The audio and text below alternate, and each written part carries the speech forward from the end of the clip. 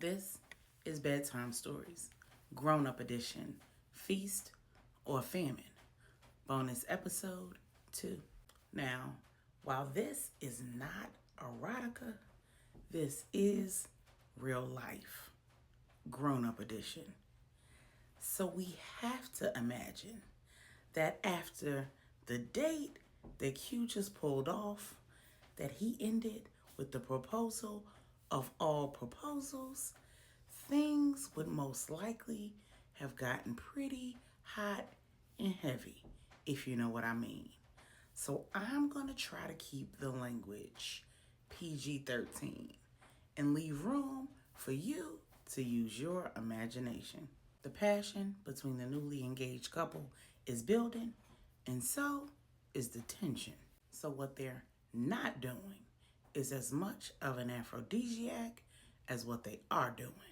While they haven't gone beyond first base, neither of them has a hard time imagining what the other is working with. They've been very intentional about avoiding being alone together in private spaces since that last incident at the estate where Q had all his business on display.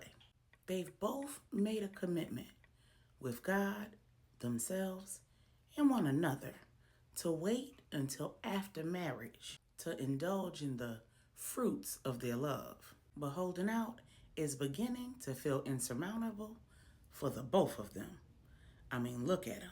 They're both beautiful, they're both sexy as hell, and they're in love. Angela is a soft girl. She's sweet and kind. She loves God and her family. She's inexperienced as it relates to the number of lovers she's had, considering that she married Marcus as a virgin and she's been abstinent since she left him in North Carolina. She is still absolutely a sensual woman who made it her business to learn the art of lovemaking. When she got married the first time, her husband wasn't a novice, so it was important to her that she was able to please him. But it was also important for her to learn her own body, to know what she liked, what she didn't like, and what it took to tame her own inner beast, if you know what I mean. So it didn't take long for her to discover how to please her man and keep him coming back for more. This was even more reason why the whole shenanigans with Marcus and Jessica was such a surprise. There was nothing lacking in the bedroom between Angela and Marcus, at least not on her end. Marcus was selfish, and he wasn't nearly as invested in Angela's pleasure as Angela was in his. So there were some things that Angela had never experienced. With Angela being less than 5'5" and Q being upwards of 6'3", their long, passionate kisses put quite the strain on Q's neck when he's standing up. And when he's enjoying those kisses a little too much, Angela can absolutely feel what the rock is cooking. Just not in the right place, if you know what I mean. During their previous experience at the estate, Q alleviated that by picking Angela up and sitting her on the console table. And if you recall, that's where they almost got in trouble. And that's where they found themselves yet again.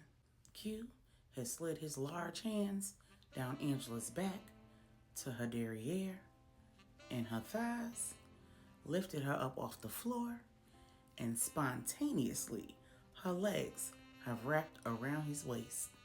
His hands have found a comfortable position supporting her weight, and the couple is breathing heavy and lost in the motion of their hips, in the moistness and softness of one another's lips. Somehow, they've wound up on the bed, with Q sitting down and Angela straddling him. Their arms and legs are intertwined, and so are their lips. And if they weren't both fully dressed, there'd be very little to keep the train from entering the station. And this is why the Bible says it's better to marry than to burn, because it does not take long before Q is alternating arms around Angela's waist and taking the other arm out of his suit jacket. Then he lifts her up, slides her dress up above her hips, gently, softly, and slowly caresses her thighs while sliding his hands up to the string of her thongs, hooks his thumbs, and in one smooth, very experienced motion, he separates Angela from her thong and lands her body on his face. Angela's head is swimming. She is drunk in love, and there isn't one thought in her mind about what's about to happen next. Almost as quickly as she went from his lap to his face, she started feeling things that she's never felt before and places where she's never felt them before for reasons that she's never known before. Her new fiance is using his lips and his tongue in a way that is absolutely unfamiliar to Angela. And in the 5 seconds it took for her to register that she was on his face, 3 licks and a tug later, and she was at her peak. Angela moaned, and then the couple heard a knock on the door to the adjoining suite, and Stephanie say, "So I promised Mom Brenda that if it got too quiet over there, I would interrupt. So listen, if the goal is for y'all to wait until the wedding night, y'all should probably stop whatever it is y'all doing now. But if y'all don't want to, y'all grown. I did my job." Feeling Angela's whole body shake so hard that his face was vibrating, Q decided to let the devil use him. He reached both hands up, used both thumbs to stroke each of her nipples. And as if a light switch was flicked, Angela moaned and released again. Skill level A+. Marksmanship 10. Head game 10 out of 10. Would absolutely recommend. Self-control in this particular moment, mid at best. Now I don't know whether Angela lost consciousness, passed out, or just fell asleep, but the next time she opened her eyes, it was the following morning. She was in bed, tucked in under the covers, and Q was on top of the covers with an extra blanket on top of him and his arms wrapped around her.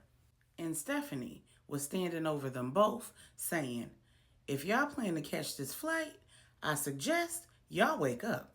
Angela said, "What time is it?" Stephanie said, time to get to the airport." Angela and Q both jumped up, and to Angela's surprise, they were both still wearing the clothes that they had on the day before. Steph went back to her room, and before Angela hit the showers, Q said, "Love, please accept my apologies if I went too far for your sensibilities. I wish I could say that I'm sorry for showing you just a glimpse of what I feel for you, but I'm not. I am willing, though, to wait before we go any further because I love you and I respect you. But I think we need to hurry up and plan this wedding." Angela was so embarrassed and uncomfortable that she couldn't even make eye contact with Q. She said while diverting her eyes, "Well, I take full responsibility for not exerting more self-control under the circumstances because I did kind of initiate that, and I absolutely should have stopped it from going that far." Q asked, "What's wrong, love?" Angela said, "Honestly, I'm just perplexed. I don't understand how things happen so quickly. It's like I didn't know if I was coming or going." Q said, "Oh, you were definitely coming." Angela hit him on the chest and said, "Don't make fun of me." Q said, "I'm not.